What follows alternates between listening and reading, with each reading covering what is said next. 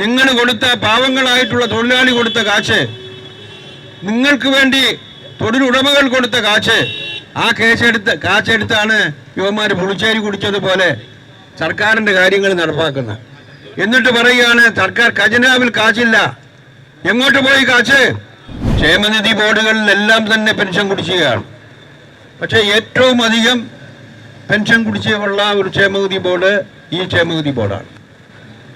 ഈ ക്ഷേമനിധി ബോർഡിന്റെ പ്രവർത്തനങ്ങളെ സംബന്ധിച്ച് പരിശോധിച്ചപ്പോൾ 900 കോടി രൂപ തൊഴിലാളിയുടെ അംശാദായം, തൊഴിലാളികൾക്ക് വേണ്ടി തൊഴിലുടമയും ഗവൺമെന്റും അടച്ച അംശാദായം ഗവൺമെന്റ് കടമെടുത്തിരിക്കുകയാണ്.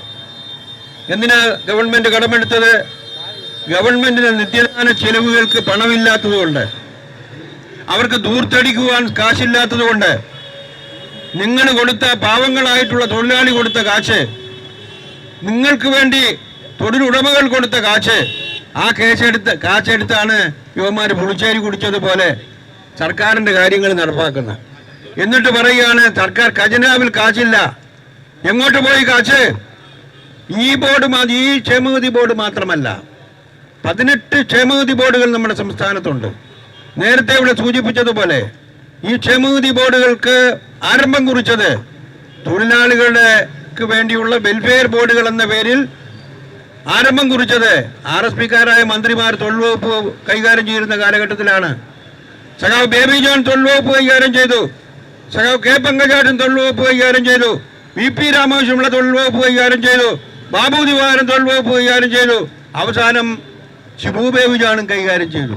അവരെല്ലാം കൈകാര്യം ചെയ്തിരുന്ന സമയത്ത് ഇതായിരുന്നു സ്ഥിതി. നിങ്ങൾ ആലോചിച്ച് നോക്കുക. തൊഴിലാളികളോട് പ്രതിബദ്ധതയുള്ള രാഷ്ട്രീയ പ്രസ്ഥാനം എന്നുള്ള നിലയിലാണ് ഞങ്ങൾ ഈ ബോർഡുകളെ സൃഷ്ടിക്കുകയും ഈ ബോർഡുകളിലെ അംഗങ്ങളായിട്ടുള്ളവരെ സഹായിക്കുകയും ചെയ്ത് ക്രമമായി പ്രവർത്തിച്ചു വന്ന ഈ ബോർഡുകളെ എല്ലാം, ക്ഷേമനിധി വെൽഫെയർ ബോർഡുകളെ എല്ലാം തകർത്ത് തരിപ്പണമാക്കി. ആരാണ്? ശിവൻകുട്ടി എന്ന തൊഴിൽ വകുപ്പ് മന്ത്രി. അദ്ദേഹത്തിന് ജോലി എന്താണ്? ഇപ്പോ വിദ്യാഭ്യാസ വകുപ്പ് കൈകാര്യം ചെയ്യുന്നു, അവിടെ കുട്ടികളെ നൃത്തം പഠിപ്പിക്കുന്നു. അതാണ് അദ്ദേഹത്തിന്റെ ജോലി. തൊഴിൽ വകുപ്പ് അനാഥമായിരിക്കുന്നു. പരമ്പരാഗത വ്യവസായങ്ങളിലെ തൊഴിലാളികൾ പട്ടിണിക്കാരായി കഴിയുന്നു. തൊഴിൽ സ്ഥാപനങ്ങൾ കൂട്ടത്തോടുകൂടി പൂട്ടിക്കിടക്കുന്നു. തൊഴിൽ വകുപ്പ് മന്ത്രിയുണ്ടോ എന്ന് ചോദിച്ചാൽ മരിച്ച ഒരു തൊഴിൽ വകുപ്പ്, മൃതപ്രധാനമായി മരിച്ച ഒരു തൊഴിൽ വകുപ്പ്.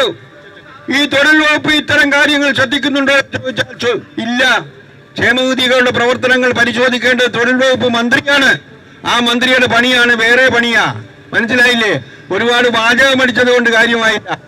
അദ്ദേഹം തൊഴിലാളി നേതാവാണെന്ന് പറഞ്ഞ് വിദ്യാഭ്യാസ വകുപ്പും തൊഴിൽ വകുപ്പും ഏറ്റെടുത്ത് തൊഴിൽ വകുപ്പ് കൈകാര്യം ചെയ്യാൻ പ്രാപ്തനല്ല അദ്ദേഹം. അവിടെ ഇരിക്കുന്ന ലേബർ കമ്മീഷണർ തിരുവനന്തപുരത്ത് അറിയുമോ? ഒരു ലേബർ കമ്മീഷണറെ നിയമിക്കുക, സ്ഥിരമായി നിയമിക്കുവാൻ ഈ തൊഴിൽ വകുപ്പ് മന്ത്രിക്ക് ഇന്നുവരെ കഴിഞ്ഞിട്ടില്ല.